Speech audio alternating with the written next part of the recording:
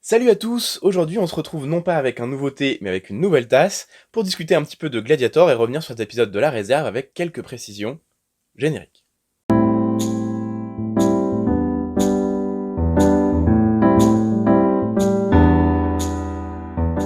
Alors comme toujours j'ai mes notes et vous avez été quelques-uns à me faire des retours, à me faire des remarques et comme à chaque fois on va revenir un petit peu dessus. Alors la première qu'on m'a faite qui était intéressante c'est que moi je comparais la gladiature au MMA et beaucoup m'ont dit c'est plutôt du catch.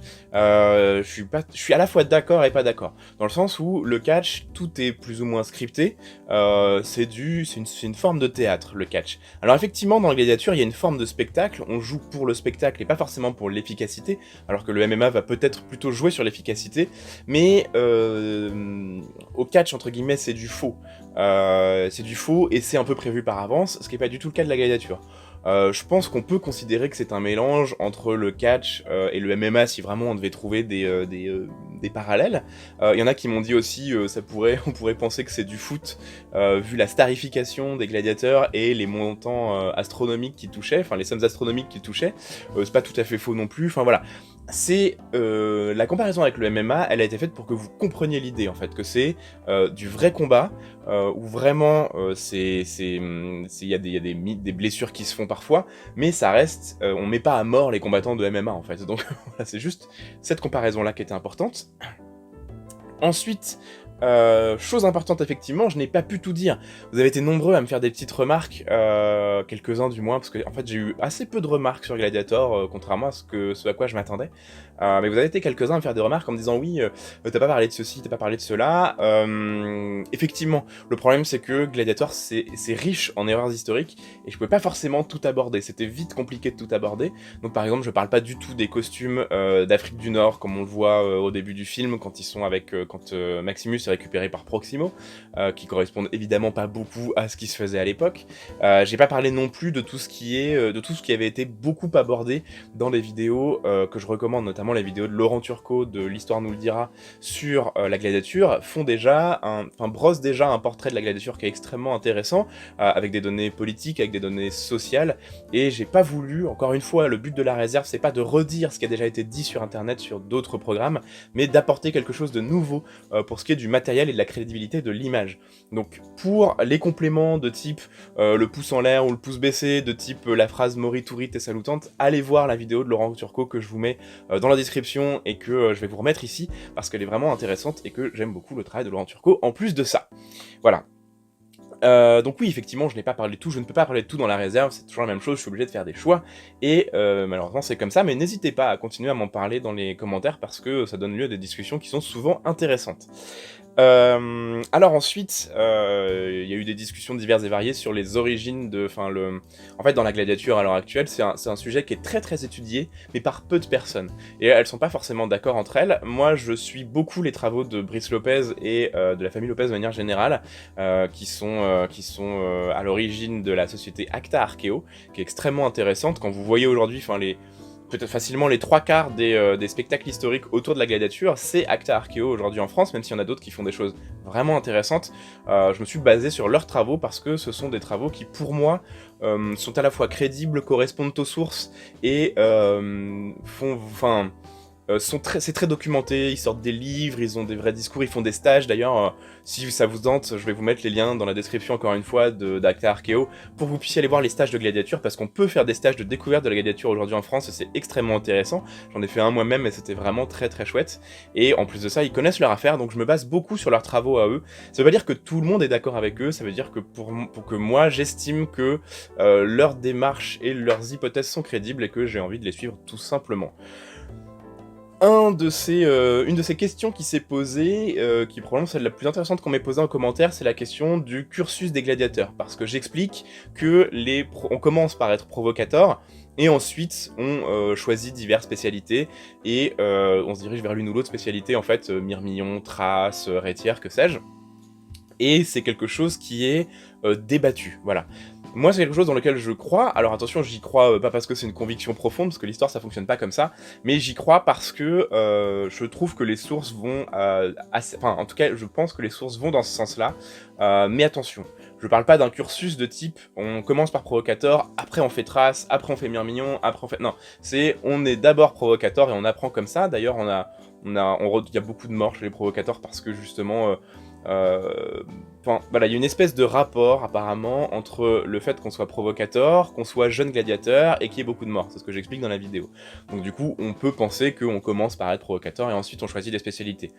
Ça n'empêche pas pour autant de changer de spécialité en cours de route. En fait, il n'y a pas un cursus qui est bien défini, il y a une classe de combattante de départ, il y aurait en tout cas une classe de combattante de départ pour apprendre le métier, et ensuite on choisit l'une ou l'autre spécialité, mais on peut faire des transferts. Un Thrace peut devenir un Myrmillon peut devenir un Thrace à un moment de sa vie parce qu'il en a envie. Voilà, c'est pas fermé en fait. Mais il y aurait, attention, je dis il y aurait, et là c'est selon Acta, si ma mémoire est exacte en tout cas de ce qu'ils m'ont expliqué, vraiment cette idée de passage par une maison, donc une maison, donc le Provocator, qui serait une maison de découverte et d'apprentissage du métier. Voilà, mais c'est quelque chose qui est effectivement débattu et mais les sources vont quand même, enfin, je pense que les sources vont dans ce sens-là. C'est le truc de l'histoire, hein, c'est que on a beau avoir des sources, parfois elles sont pas faciles à interpréter, elles peuvent donner lieu à des hypothèses différentes, et c'est ce que je vous dis depuis le début de la chaîne, c'est pas parce qu'il y a des hypothèses différentes sur la même chose en histoire qu'elles ne peuvent pas cohabiter, parce que, eh bien, quand les choses sont pas forcément très claires, deux hypothèses peuvent coller à la même source, voilà, tout simplement. Mais c'était une question qui était hyper intéressante, et je pense que c'est une question qui est intéressante pour la gladiature en général. Voilà. Alors, qu'est-ce qu'on a ensuite sur les notes ? Ah oui, il y a ça.